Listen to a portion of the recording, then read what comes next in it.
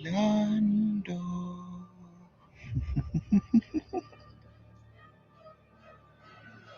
Ang iyong kasalanan ay hindi matakasan. Ang iyong kasalanan ay di mo matatakasan.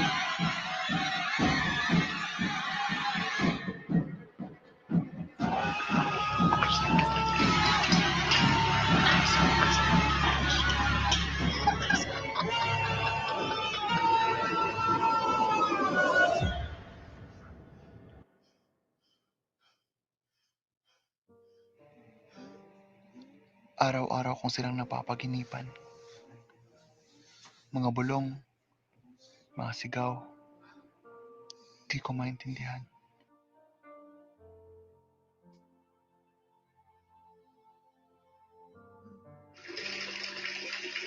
Subalit, ngayon ay naiintindihan ko na. Pilit kong itinatago ang aking sikreto. Pilit kong itinatago ang isang kasalanang matagal ko nang ginagawa. Isang kasalanan na labis-labis kong pinagsisisihan.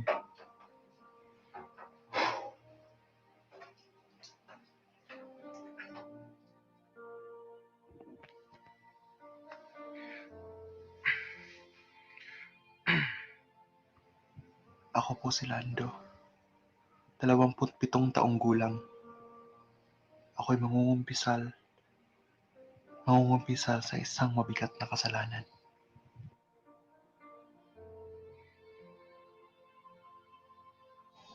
Mahilig akong manlamang sa aking kapwa sa pamamagitan ng panloloko. Tuwang-tuwa ako sa tuwing naniniwala ang mga tao sa pinapakalat kong maling impormasyon, lalo na ngayong pandemya. Gustong-gusto ko ang atensyon na aking natatanggap sa social media.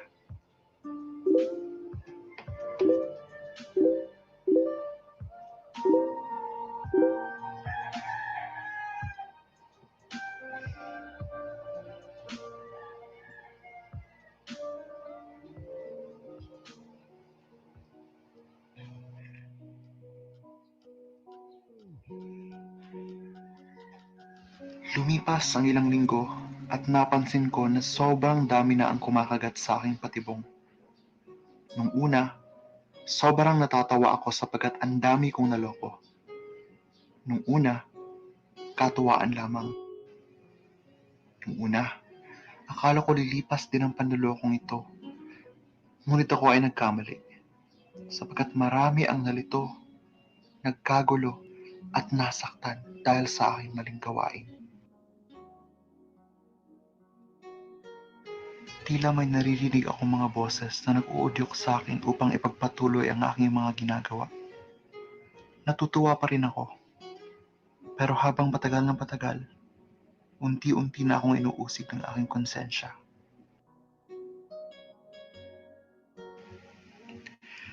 Minsan tinatanong ko ng aking sarili, ito ba ay isang kasalanang hinding-hindi ko na matatakasan?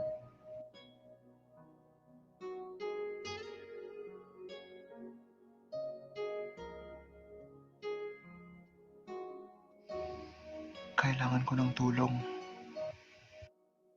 Isang gabi, naulit na naman.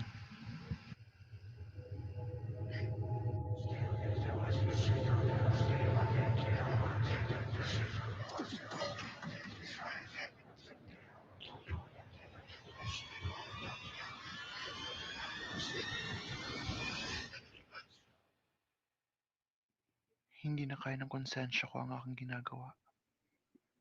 Kailangan ko nang itigil 'to. Kailangan ko na magbago.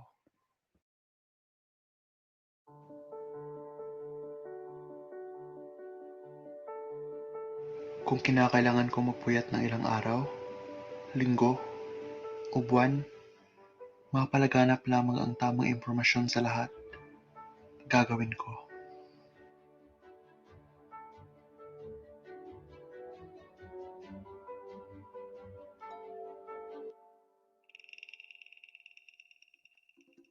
Hello! How do we spot fake news? Number 1. Consider the source. Click away from the story to investigate the site, its mission, and its contact info. Number 2. Check the author. Do a quick search on the author. Are they credible? Are they real?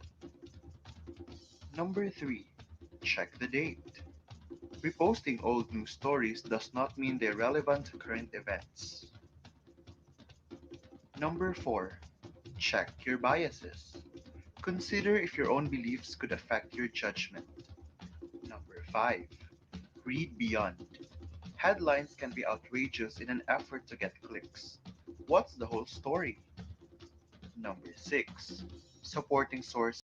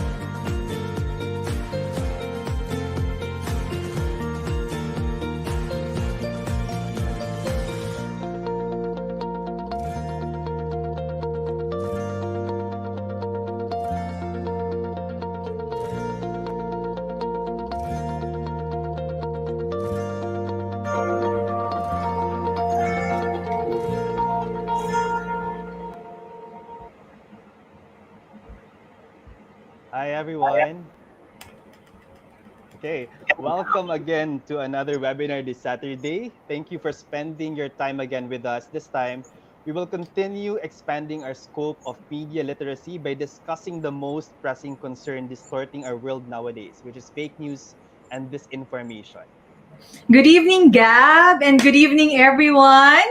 Judging from our past two webinars, we guarantee you another productive, engaging, and informative webinar, especially with all of you, all of our participants online from the different parts of the country and of the world. Siyempre, especially lahat ng mga kabataang Pilipino from Luzon, Visayas, and Mindanao. We have invited some of the brightest minds in today's mainstream and social media stratosphere to share their insights on how we can combat the proliferation of fake news and disinformation.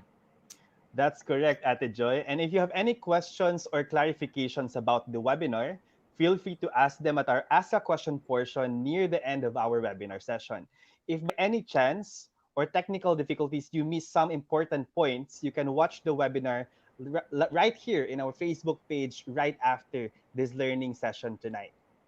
That's correct. And for today's session, of course, I will be joined by our very own co-founder of Break the Fake Movement. Maraming salamat, Gab, for being my co-host tonight. I am very excited already. I know, Ate Joy. I'm also excited. It's the first time you're co-hosting this session, right? Kuya Demi is actually on another appointment, and I know that one of the members of our panel tonight won't be able to join us because she is also stuck in traffic. So, ang daming mga nangyayari ngayon, no? Mga dilubyo, pandemic, disasters. But all of us, I hope, are holding up very strongly. And sana resilient pa rin tayo despite the disasters and the uncertain That's times. true. Now, as mentioned during our introduction, in tonight's panel, we will be talking about one of the most critical issues we're facing right now, which is fake news. Misinformation and other targeted propaganda ignites the public to form incorrect opinions. It promotes a culture of hate speech, cyberbullying, violent extremism, and it also reduces trust in the media landscape and the process of democracy.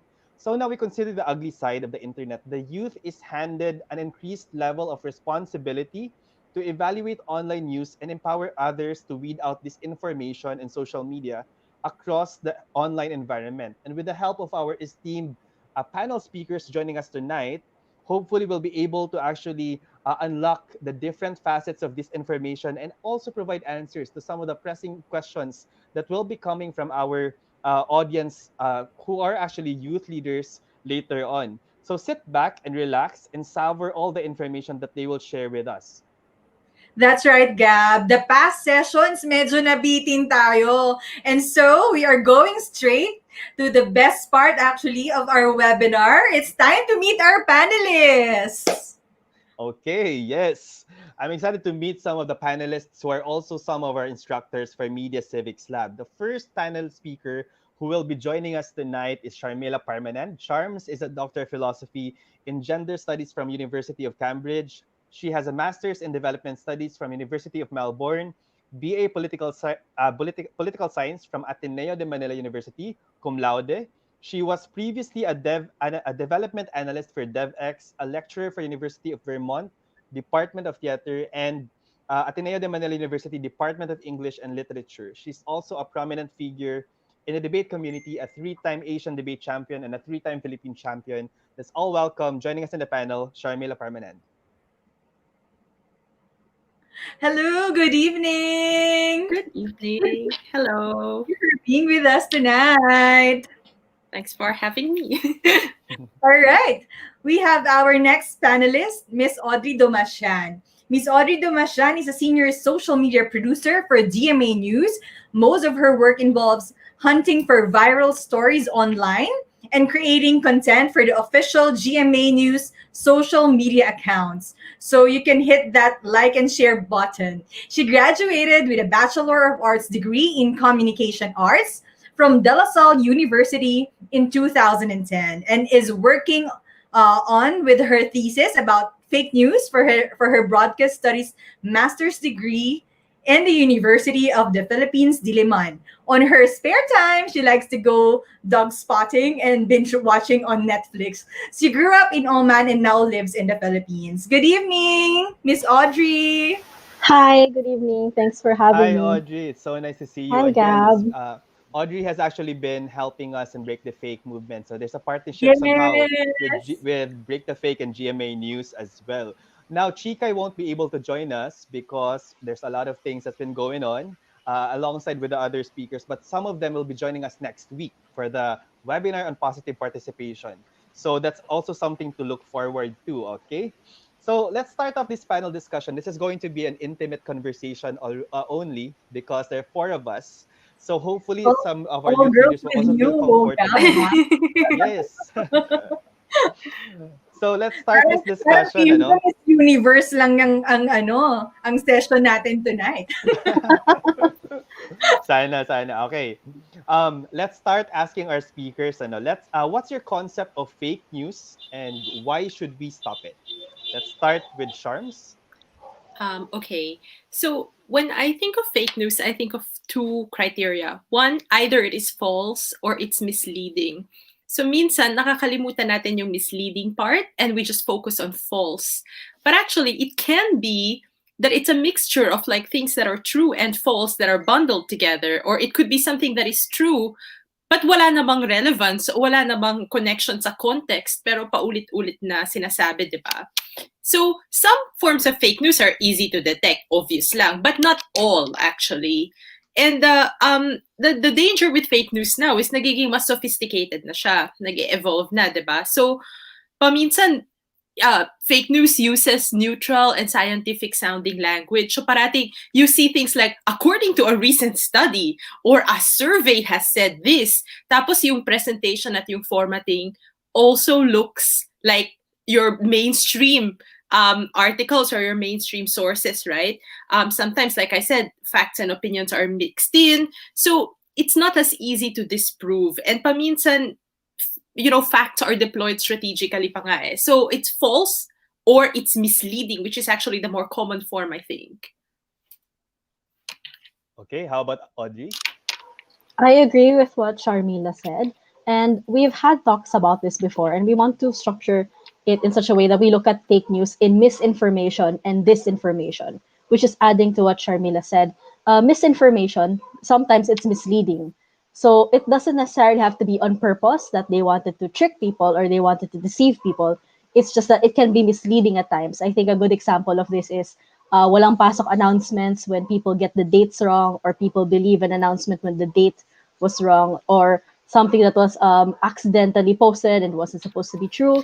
Maybe that's for misinformation. But the more, I think the more evil side of it is the disinformation.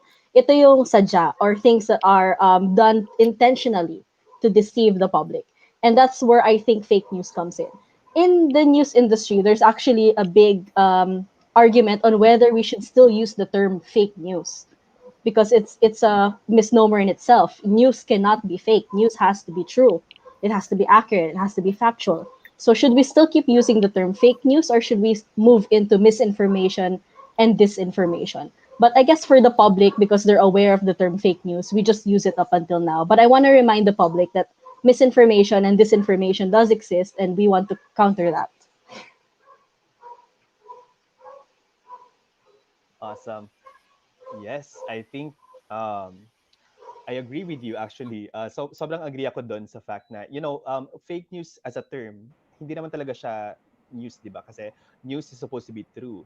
Pero I think if my memory is correct, like it started becoming a term for the media industry when Trump was actually using it more often than usual, and it became like a part of the conversation for media literacy and awareness. So at least there we get to move the needle on the conversation by using a more common term. Right. So I think it was popularized. The term was popularized. That's why we are used to saying Yeah, fake news everywhere. So it's not the correct term, but since it was popularized, we just people use it anyway. Yeah. Yeah. Okay. I have a question for Sharms actually. Do you think cultural background has something to do with the audience being more susceptible to fake news or where they're coming from, you know? Um, I suspect less cultural and perhaps more exposure to uh, education or credible sources. And I say this more in the context of COVID misinformation, or as Audrey says, sometimes actual disinformation efforts. Like the willingness to believe that there is a cure, or the lack of a scientific or critical bar before accepting evidence might be more tied to lack of education potentially. There is also research that is starting to show that there's a connection between masculinity and the willingness to believe and spread conspiracy theories, because it's like a fantasy of control. When you are dealing with uncertain times and a lot of anxiety, you kind of want to double down and insist that you know the answers definitively, right? And you can like say with certainty that you deny the existence of a threat, because admission equals vulnerability, right?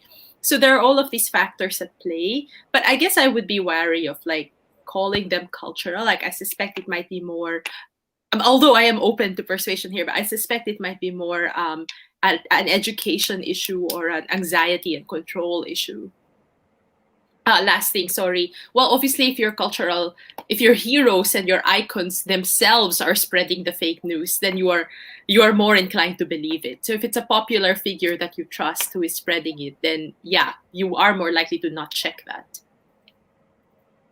Awesome. Good points. Now, I'd like to ask both of our panelists, what topics are likely to be the focus of fake news? Maybe we could ask first, Audrey. Okay. um, in Philippines, Oh, I think you're on mute. Yeah, yeah, yeah. I'm sorry. All right. So in Philippines, I think it's more of the politics side. So it's more of the political parties arguing with each other, and from there, fake news can stem to attack one another more than the COVID or the coronavirus cure. Although that is a topic in itself that becomes fake news, like what are the recent cures for COVID, or where can you buy it, or if this is how COVID spreads. I think for us, a bigger problem in the past few years, at least, was the political issue of things. So you would have the two main political parties right now in the country arguing with each other, and then fake news comes up, and without these parties acknowledging whether it comes from them or not. Of course, they're not going to admit if it came from them or not, but it steers the direction of the public. It steers the discourse. So instead of focusing on a bigger issue, the public will then react to these fake news popping up left and right.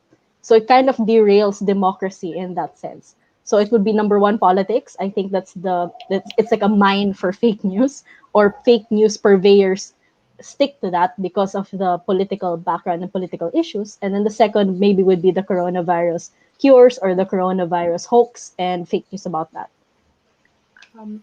I also do Wow. think that I think that a lot of this is transmitted on social media, but let's not forget things like Viber groups or WhatsApp groups, Yes. where then it becomes a lot harder to check because they are self-contained, right, and self-selecting. But yeah, I agree with Audrey. Okay. Thanks, Charms. Thanks, Audrey. I have a question for I think both of you could also answer this. Um so what's the best response to fake news and disinformation? Because for some people, they stay silent. Now, is it valid response as well? And is it also a valid response to like always be aggressive, like report or as much as possible confront those people who are spreading fake news? So how do we actually respond, and are there certain for like for example silence, is it also equally valid form of response to this information? Um, Happy to try. Happy to take a Go, stab at this.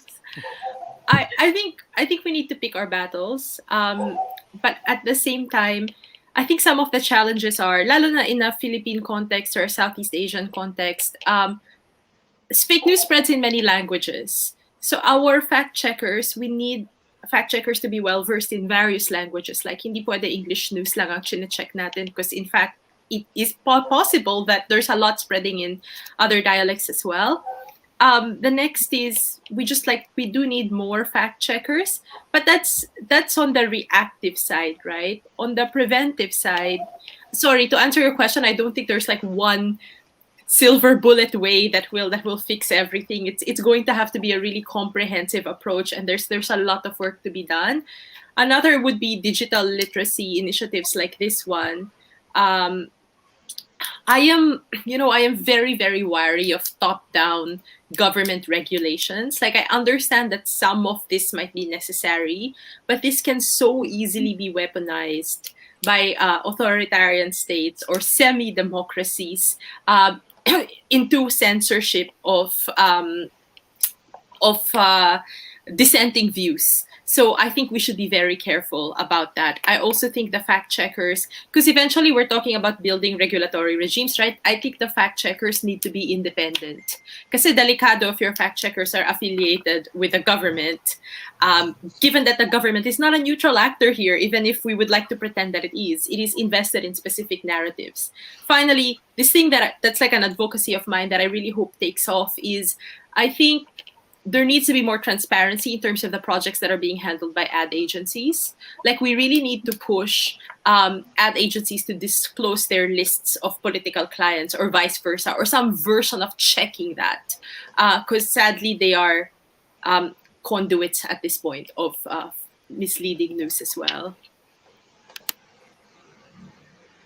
I think on my end, to address Gab's question on whether one should stay silent or one should speak out and be aggressive about it, I want to bring out that there are times when a backfire effect can happen. There have been studies on fake news where when you confront someone aggressively, then they will cling to their false beliefs even more. So sometimes that backfire effect unconsciously happens towards that person. So instead of correcting them, like what you hoped you would have done, you actually push them into believing the fake news even more. So Yeah. we always give this in our talks. We go around before COVID. We went around the country giving talks about fake news to different schools, and we always pointed out you can correct someone when you see them post fake news. You can correct your friends or family, but do it in a factual and easy way. It doesn't necessarily have to be aggressive at first, like, oh, you're wrong, or you're going to insult them. You're so stupid. Why did you think this was real? It's obviously fake. You're so dumb. That's not going to work. So we always tell the public and we tell students, you can correct them in an easy and factual way. Stick to that relationship that you have. So example, it's your aunt or your uncle, and you can say, Tita, I saw your post and I just wanted to say I don't think it's true. Maybe you want to double check.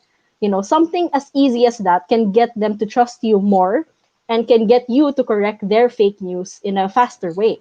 So that's the first one on whether you should be aggressive. On staying silent, I'm not a big believer of correcting everyone publicly outright. I think staying silent has merits of its own, in a sense where you can reach out privately and tell people that I saw you like this post. I just wanted to say I don't think it's real, so maybe you should check it again. You don't necessarily have to have your whole feed, blast out, tell everyone, no, no, mali kayong lahat. You don't need to do that. But build on the personal relationships that you have, because that's how fake news spreads. So maybe your family or your friends will see it and then they'll spread it, and then their family and friends will see it. So reach out to the branches that you can connect to and then correct them from there. And I think that will be enough to get the ball rolling and to get people to acknowledge, okay, okay, I realize this is fake. Then you stop it from spreading towards their friends or their family. You stop the snowball effect of the fake news. So I think I don't necessarily believe you have to be aggressive about it, but you do have to correct it when you get the chance to. Yeah, agree. Right. Sobrang agree ako dun sa sinabi ni Audrey, no? And as a matter of fact din, um, to a certain extent, when I go home, I also feel outcasted to a certain extent whenever there's a bigger group telling me that it's okay to spread this fake news because the other side is actually aggressive. They're more aggressive than us anyway. So let's even push this even more. Like, we're not talking about dumb people. We're talking about like um college graduates actually, and who still reinforce that belief because then you're pushing them aggressively. So I think I agree with Charms and also to Audrey na saying that we have to be careful about the language that we use, especially when it comes to creating sparking this conversation about fake news. Yeah, can I just like very quickly add a thing here? I was gonna like I think that's excellent actually what Audrey said. We need to be conscious of the cognitive biases that are at play for people because we are all super susceptible to confirmation bias. Like none of us wakes up in the morning thinking, I cannot wait to have my worldview disproven today. I cannot wait for someone to disagree with me. Like the way we interact with the world is really to confirm what we already know. So people will naturally discount information that disagrees with them and cling on to the evidence that validates what they believe in. Tapos polarization nga pag inaway mo sila. With close friends or family or loved ones, I think it's very important, like Audrey said, to let them save face. It cannot feel like a personal attack. So sometimes what I do is do it indirectly. I kind of let this specific instance go, but the goal is to normalize habits and behaviors instead. So parang I'm like, siguro in the future, kailangan natin i-fact check yung things. Tingnan natin tong mga sources na to or baka see who else is saying the source without directly attacking na the specific problem para hindi sila mapahiya, which I'm hoping it might be effective. But yeah, I think this whole like it's a sociological approach that we need to take. All right, good points, no? And since we're already talking about sort of being aggressive or not so aggressive in correcting our loved ones or our friends, most probably not publicly, especially our relatives, para nga hindi sila mapahiya. But the question is, do you think exposing fake news creators is part of everyone's social media responsibility? This question maybe is for Miss Audrey. Okay, what do you mean by exposing fake news creators? Like naming them or publicly stating na Fake. eto, these are the creators of fake news and all Okay. that. All right. It might be difficult for an ordinary person to do. You know, they might not be able to see or to pinpoint who exactly made that fake news because of the nature of misinformation and disinformation. The nature itself, it makes it hard to track down who created that Yeah. fake news. You know, in the past like 4 years of the country, and we've been riddled with fake news. Not one person has been, convicted, or not one person has been charged of creating fake news because they're that hard to track down, or there are a lot of legal things that get in the way. But I think if it would work in a different level, maybe the academic level, wherein there are studies about how fake news spreads. So example, there was a study a few years ago, the Architects of Disinformation, which talked about how fake news spread in the Philippines with regards to ad agencies that Ms. Sharmila mentioned earlier. I think that's a good way to do it, to tell people how the structure works. And the Architects of Disinformation actually went to different media organizations. They were interviewed on air, and they told people how they saw ad agencies influencing the creation of fake news. So I think it's better off if that's the way that we can do it, to expose how it spreads. But I don't know if we're able to pinpoint, okay, this is the one person who made fake news. This is the two people in our area na sila ang tagagawa ng fake news. Because I don't know if it's possible in our end. Because as I've said, no one has ever been charged or convicted for creating fake news here. They've been called out. Some personalities have been called out, but at the end of the day, it's more important for me. I think that we show how it spreads so that we can stop how it spreads. Yes, I agree with that actually. Ngayon, let's ask Sharms na lang. Kasi Sharms, ito yung question na ni-raise sa amin internally when we were actually doing the survey about questions of fake news and disinformation. One of our members actually asked na people should learn the difference between facts and opinions. So my question to you is, how do we explain that difference between facts and opinions? Think one way to explain it would be to say, look, facts are things that are already proven and verified and backed up by critical research. In a lot of cases, there's scientific consensus behind it. It's not something you can have an alternative view on. So, for example, I don't know, the statement that smoking is harmful to your health is a factual question. Like there is no alternative universe in which it would not be harmful to your health, right? Whereas an opinion is a judgment, it's a belief, but it is not proven. So it has not met a certain bar of evidence for it to be indisputably true. So opinions can have alternatives, opinions can have different interpretations. At the same time, I think where the confusion lies is we do need to acknowledge that even among opinions, some opinions are in a way, I guess, more well argued or more well explained than others. But it is still an opinion, right? So one so I think beyond the fact opinion distinction, because I mean, not everything can be a fact. Like at some point, we are going to have to resort to opinions as well. Beyond the fact opinion distinction, I think also discussion of how do you evaluate opinions? Because not all opinions are equal. So, which opinion is more grounded in facts, I guess, and which opinion is more rigorous, more well researched, should be part of that conversation as well. So that we're not just putting all opinions in one box and all facts in another box. Agree with that, Charms, actually. And I do think that people should mahirap actually to draw the line between facts and opinions, especially kasi ang blurry ng conversation, lalo na kapag matanda yung kausap mo. So you have to really accord this, especially sa relationship niyo. You don't also want to tarnish the relationship, no? But again, also you don't want to sound parang mayabang, saying na I'm actually more educated or more aware than you are. So yun, I think depende na lang no kung how you approach kung sino yung kausap mo. You have to be careful as well and bringing the issue. Yeah, at saka nobody ever likes to be told that they're wrong. You know, nobody ever likes to be told mali ka, mali opinion mo. So Kaya the confirmation struggle is there. bias. Yes. So I'll go with the next question for both of you. When we scroll on the web, especially now, we are forced to stay at home. We have a lot of time to browse, and mas marami tayong nakikita na news and fake news. So, what do you recommend, or what is the right thing to do when you spot fake news? Oh, We can okay. ask first, Audrey. All right. Um, recently, I think in my timeline, I don't know, but it's been pretty clear of fake news recently. But the past few years, they've been riddled with it. One of the things I do immediately is that I use the report button on Facebook. So that's one thing that you can do personally.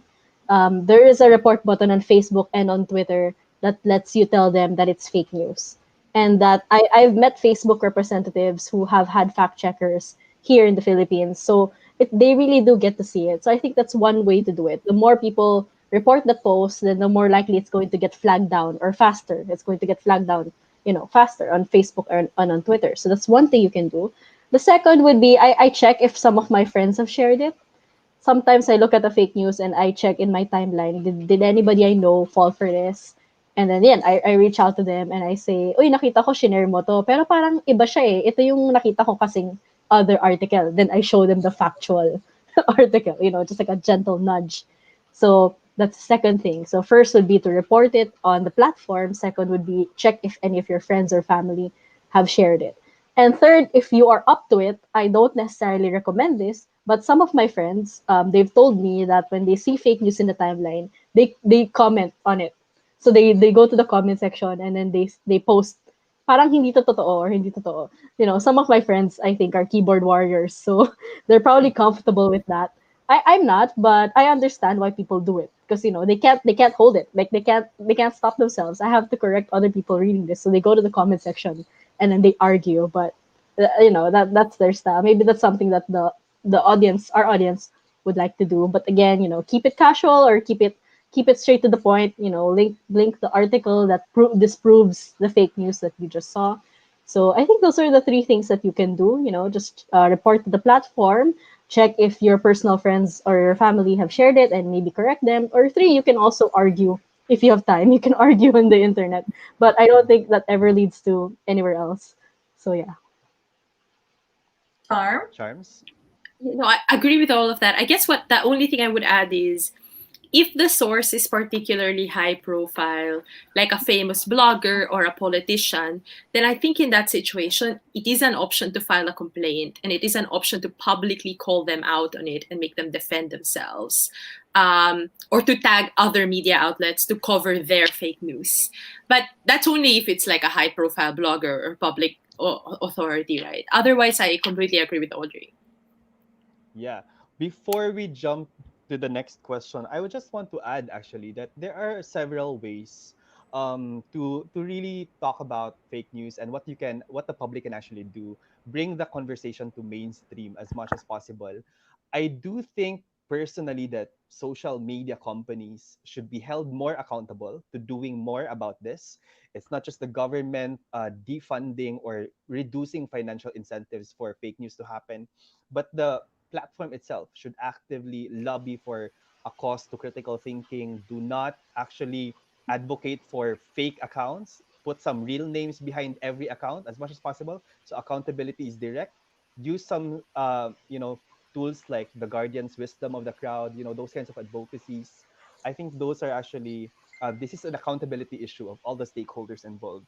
Okay, but Oh, one sorry, another Gab. stakeholder that I want to bring here to the front is media.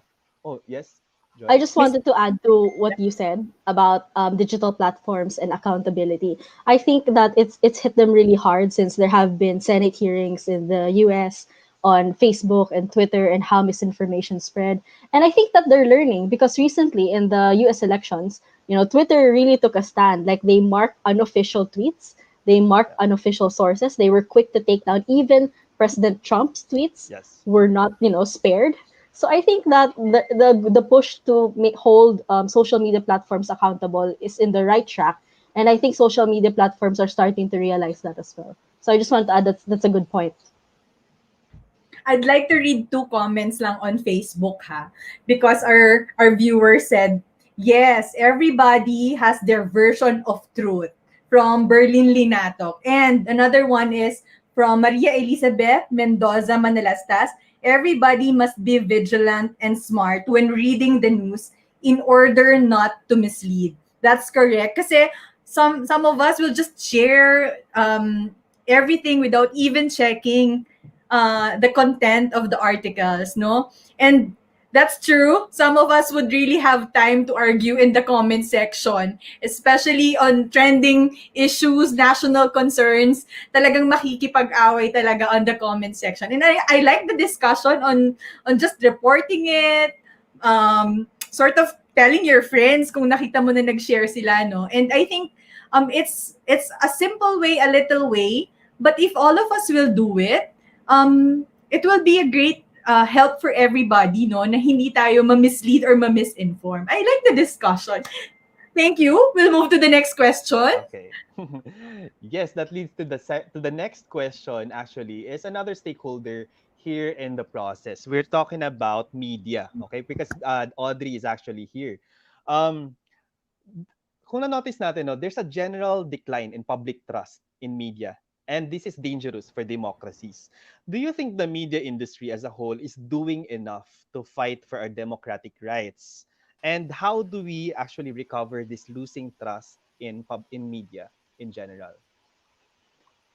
I think more than just I think I don't want to phrase it as losing trust, especially as somebody who works in media. I don't want to phrase it as sort of losing trust, but more of there are a lot of avenues for information now. It's not like 20 years ago where you would just have the radio, you'd have the newspaper, you'd have the TV, and that's it. Now anybody can get their information from anywhere because of the convergence of technology.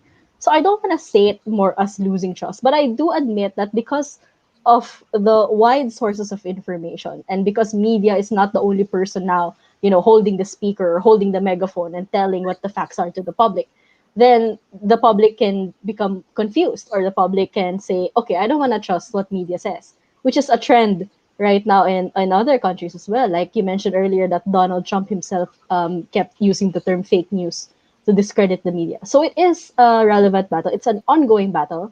But I think, the tenets of journalism or the tenets of fact checking, of creating comprehensive reports are still there.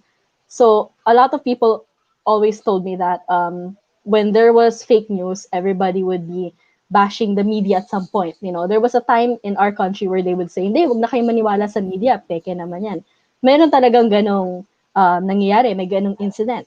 And yet, when push comes to shove, or when something, a national event or something of great importance happens, the public still does not disregard the media. You know, they still look for news reports. They still look for online reports. They still buy newspapers. They still read. They still listen to AM, FM radios. I think that that can't be removed. You know, we just have to make sure that we get more of our audience's attention and keep creating the reports in line with the tenets of journalism.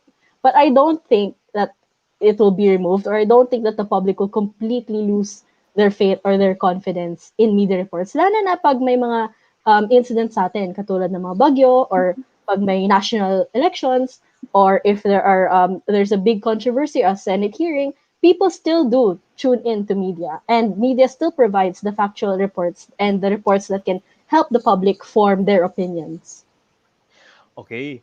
That's actually correct, no, Audrey? Pero we're pressed with time, so what we're gonna do now is we're going to integrate the comments from our audience sa ating discussion slowly, no? Para kasi baka wala tayong time for Q&A later. So we have a one question from Rahim.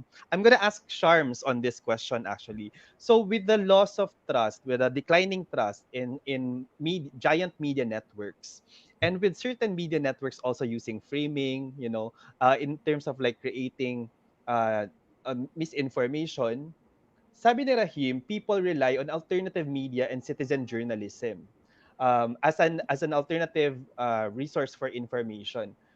Is this a reliable source to begin with? Can we rely on alternative media?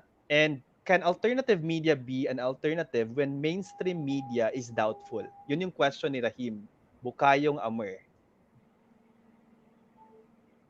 I guess I wouldn't think of it as an either or. Na as in, okay, you must opt out of traditional media completely and just opt into this source completely. I think of them as like an ecosystem and they kind of just interact with each other.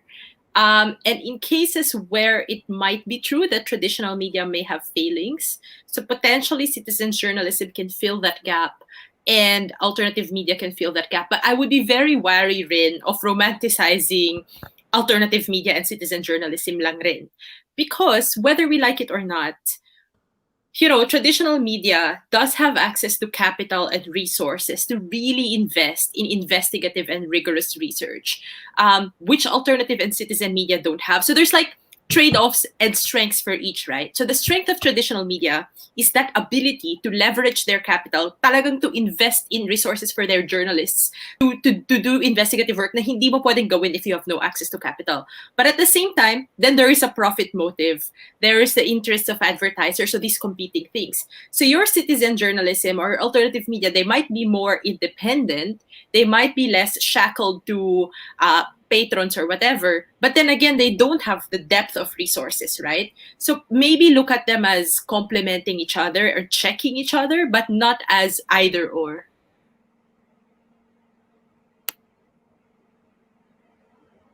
Agree with Sharms on the community value of collective action in fighting media on the fake news and disinformation. Joy? I'd like to make a follow up on Charms again, if it's all right. So most of our netizens sort of would want to make their posts viral. So every time I post, I want my post to be viral, sort of like that. So a BuzzFeed analysis said that the 20 largest fake stories generated 8.7 million shares, reactions, and comments compared to a 7.4 million generated by the top 20 stories from 19 major news sites. So how do we beat the concept of virality if we want to reach many people in creating effective media literacy interventions? That's a really hard question. Kasi with the incentive to go viral equals incentive to be sensationalist, diba? You want it to be simple, you want it to be clear and clickbaity and easy, and what is lost in the process is nuance. I mean, truth in some cases, fact checking in some cases. So my worry is we cannot play that game because we're not going to win in that game. Like, we cannot play the who is more simplistic game. So I don't have a very clear answer for you, unfortunately. I think it is a long ground game talaga. We need to build skepticism. We need to train people to just not keep sharing these things. Like, and I guess if you're dealing in the future with a more literate audience, mawawala rin yung incentive ng mga tao kasi hindi na sila nagva-viral with their simplistic claims. But this is such a long game though. I just don't feel that competing with people on virality is in our interest. Audrey, you'd like to add? Yeah, I agree. There's no way that, you can take out that mindset because of what social media has done to the public. The crave for that fame, or the crave to get thousands of retweets or shares, even if it's fake. I think, adding to what Sharm said, it is a long game. It is a long struggle for us. But if we keep pushing for, digital literacy as we do now, I think eventually it will die off, but I don't see it happening anytime soon. I think we should go back also to the morals that we hold as a person. I think that's a good thing to look at also. I mean, bakit ba nila kini-crave yung virality ngayon? Bakit ba nila kini-crave yung validation ngayon in the sacrifice of real or factual news? That's one thing that we should also look at. Like, why are people going through that road? And yeah, there is no one answer to that. Like, I can't tell you how many times I have seen a YouTube video with obviously doctored images have more views or more shares than a news report that took so much time to put together. It's really hard, but we will still keep doing it, which is the reason why news organizations are on social media.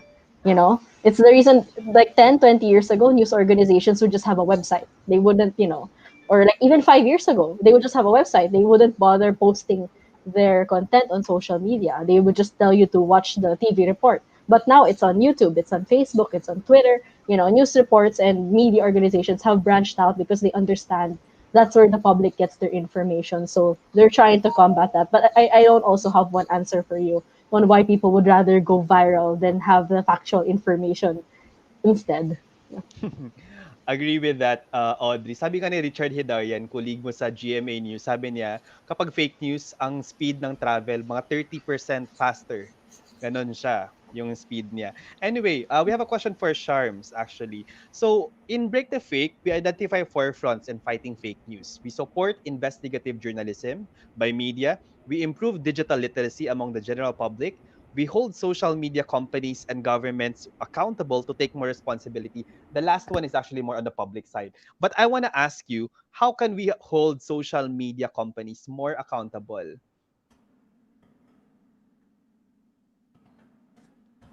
I think you're on mute, Sharms. It's starting to happen now, as Audrey said, right? Like, they are being held accountable by governments around the world, being made to explain themselves. Citizens are also calling them out on it as well. And to be honest, I think they are receptive. To play devil's advocate here, like, I obviously think they have had many sins in the past and they profited off this, right? At the same time, we're dealing with like a huge volume of information that's being generated every day, and the sheer abundance. Like, I don't know if it's humanly possible, or even with AI now, to just track all of that in different languages, paha. So to me, I think there is enough of an incentive. We just keep the pressure on, and they start having bigger teams of fact checkers. But like I said, kailangan mo rin i-vet yung fact checking team mo. Delikado rin if your team is partisan. So my answer is, I think we have public pressure on them, and we have political will that it perhaps less so in Southeast Asia, but it's building. But what follow up to that question, Sharms, no? What about overly restrictive regulation of internet platforms, and who does have the audacity or the authority to regulate them? Kasi alam mo naman nangyari recently, di ba, with the government also calling out Facebook Philippines. So, what's your take on that? Is it a preclude to censorship as well? Yes. I am very, very wary of top-down government regulation. Like I keep saying, the government is not a neutral actor. Invested rin siya in particular outcomes. And as we are seeing increasingly across the world, democracy is in crisis. We cannot assume that the sitting government is benevolent and neutral. So I would not want to put that power in their hands. I think that just leads to censorship. Kailangan bottom-up yung approach natin. It has to be citizen-driven and baseline regulations for social media companies, but not anything stronger than that, I feel. Okay, one more question for Sharms because we're rushing all the questions because wrapping up already. How do you engage the Gen X, who is the most susceptible generation in spreading misinformation? So to be honest, I'm actually not 100% sure that Gen X is most most susceptible. Feeling ko it's the boomers, but this could just be me. So things like this, and I feel like our education curriculum needs to account for social media. It is a bit problematic na hindi natin pinag-uusapan ang Facebook, ang Twitter in classes when a lot of people live their lives on these platforms. And iba na yung reality natin, a lot of our like experiences happen online now. So baka kailangan talaga ng overhaul of our education curriculum to start integrating media literacy. Hindi lang as like one seminar or alternative class, but like on a very regular basis across all subjects na. Agree with Sharms. I think integration. Sana Media Civics Lab ang ano, no? Oo. Ang maging starting Ganito point model. ng pag, Yeah. Oo, Kung pwede lang, pag-mainstream yeah, ng yeah. curriculum natin. I-pitch nyo na sa DepEd. We have partnership with DepEd starting Ayan. last May, actually. There We you opened go. their fact-checking modules. Yeah. Joy? The next question is for Audrey. I think you mentioned earlier that all of the TV channels are moving to the new normal. Nasa social media na lahat. So do you think the media should also change the way they cover personalities today? Like, should they make simultaneous fact checking as opposed to merely relaying their just the statements to the public?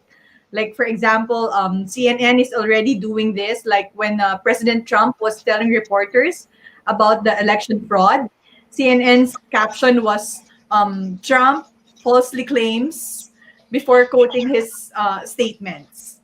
Yeah. I think that media organizations are changing the way that they report because of how social media has changed the game. I think it's happening here slowly, but the TV reports are still like the main chunk of how a news organization functions, at least like on my end, on GMA News end. Majority of our reports are still TV based. So we still air and we still have news reports on that. So following like a speech of a politician or a speech of a noted figure, then we do come up with the fact checking, which is we have articles and we have news reports on it. But yeah, I think that newsrooms are slowly changing the way to how, maybe it's more progressive or it's a bit faster in US, but each organization has their own style of fact checking. And the most important thing for me is that the output is still there, that they're still telling the audience, okay, these are the context of our news report. This is the context of that quote from that personality. Yes. So we're wrapping up the discussion already. No, I just want to say, as founder of Break the Fake movement and also as part of the conversation of leading an NGO, I think that fighting fake news is a collective responsibility for all of us. As a general public, we have to be the watchdogs for these activities that's going on. I think the media should actually find all ways to be able to incentivize the digital and investigative reporting, investigative journalism at that. The government should find ways to enable a community wherein partnerships between NGOs, media industry, and educational sector should happen. Social media companies should actually, defund advertisers, or, as much as possible, advertising companies who actually use clickbaity information to be able to, spread information and propaganda. So the last question for our panel speakers is, how can the public protect itself from fake news in general, and how can they help promote timely, accurate, and civil discourse in the face of false news and disinformation? So we'll start with Sharms. So I think I just want to highlight, because I think a lot of these themes came out now in our chat. The introductory video was actually very good. Check your sources, check the authors. point it out politely, assume the best of people. In general, assume nagkamali lang sila rather than that they are malicious. And hold public officials who are sharing fake news accountable. Kasi sila, may active duty sila to do due diligence. I really think we should treat ordinary civilians a bit differently to public officials. Sa public officials, pwede kang maging aggressive and mean. Pero to ordinary citizens, be polite and be respectful. Okay, parting words from Audrey. I mentioned earlier, we do go around different schools and different organizations talking about fake news and how to stop it, especially with college students and with a younger audience like the one that we have now. So I want to go through just really quick tips that we always give, and we've said this in multiple seminars. Always check the source. So when you see something on social media, I know sometimes nakakagigil siya. Parang, gusto ko talaga to i-share, ang funny or what. But please, like, take one or two, just take a second to look at the source. It doesn't take too much time, and it won't hurt you to just double check and be sure before you share it. Because fake news spreads like that. It doesn't spread on a grand scheme na pag-click ng isang fake news purveyor, hundreds and thousands kaagad na makaka-receive ng post niya. No, it starts when somebody sees it and then it snowballs. So somebody sees it, they think it's true, they share it. Their friends see it, they think it's true, they share it, and so on and so on, until you have a massive amount of people believing that fake news. So first, check the source. And second, be skeptical of headlines. Be skeptical of clickbaits. We're on social media. We know the game. We know how thumbnails can be exciting, but when you click the video, it isn't as good as the thumbnail hyped it up to be. Or we know that sometimes there are funny headlines, but when you click it, it turns out there's no context at all. We know that already. So do check the headlines, check the source, and check out what else is there in the post that makes it credible enough for you to share. And I have friends who do share fake news sometimes as a joke. And I always tell them, you know what, sarcasm cannot be read on the internet. Like, people don't understand sarcasm on the internet. So if you do want to share it as a joke, tell people, oh my God, this fake news is so funny. Put it on your caption na, oh my God, ang ano naman ng fake news na to, napaka-outrageous ng peking balita na ito. Just to point out to other people that I'm sharing this, I know it's fake, and I'm telling you it's fake, that's why I'm sharing it. So those are the little things that you can do. Check the source, check the headline, and if you do share it, then make sure to tell people that it's fake to begin with. Thank you so much, Audrey. I wanna ask Sharms ulit kasi baka hindi clear sa kanya yung parting words. Meron ka pa bang i-add na parting words for our audience, Sharms? No, I think just wear your critical thinking hat always. Don't switch it off. When you're engaging with social media, just always ask yourself, is this serving a particular interest? Is this too good to be true, for example? And if it's too good to be true, it probably is. So does it pass the sniff test? It's hard in the first few instances, but once you develop these habits, it becomes easier. So that's what we're all trying to do, right? We're trying to develop the habits and the mindset. Thank you so much, Audrey and Charm. Maraming salamat. Pang Miss Universe ang Q&A session natin tonight. And Thank you, Gab. I really believe our viewers enjoyed tonight's session. Thank you very much for shedding light to all our questions about the media and the role of the Philippine youth in creating an inclusive future that recognizes the role of media in upholding democracy and constructive social discourse, and of course, enabling digital citizens. Maraming salamat for the gift of time, Audrey and Thank you for having us. And of course, we will be sending you our simple token of appreciation, and of course, our e-certificates. Maraming salamat. Nag-extend pa tayo ng 12 minutes, so maraming salamat po. Thank you, guys. It was great to be here and to share all of this. Thank you. Thank you very much. So that's the end of our session for this evening. And to all our viewers online on Facebook, maraming salamat. Mga viewers natin live from different countries, diba? Different countries, and sa buong Pilipinas, maraming salamat po. And of course, to our SK participants who will be participating in the remaining days of our month-long training, thank you very much. And so, of course, we would like to thank all our partners. Maraming salamat po to our partners and sponsors. We have the United States Embassy in the Philippines. Thank you very much. We have Y-Loop Digital Solutions. Also, Machine Ventures. We have the National Movement of Young Legislators, Out of the Box Media Literacy Initiative, Tayo Foundation, 2030 Youth Force of the Philippines, and Center for Media Freedom and Responsibility. Maraming salamat, Gab, for being with me this evening. Thank you, Joy. Thank you. And again, to all our viewers, let us all be responsible digital citizens. Yes. So to all our viewers, to all the SK leaders, the participants who joined us tonight, thank you so much and enjoy the rest of the evening. Thank you very much, everyone, and keep safe.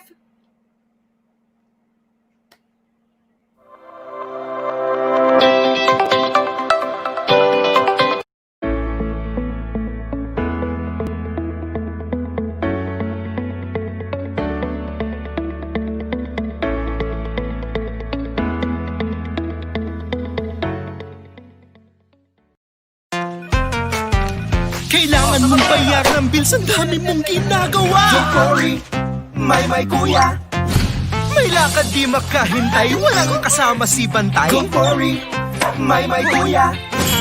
Late ka na sa office mo, tambak pa ang labada mo. Don't worry, may kuya. May date kayo ng boyfriend mo, pero ang dumi ng bahay mo. Don't worry, may kuya. Pagod ka galing trabaho, kailangan mo pang magluto. Don't worry, may kuya. My Kuya, your helping hand on demand. Just request, match, and chat, and your task is done. Don't worry, may kuya. Book na!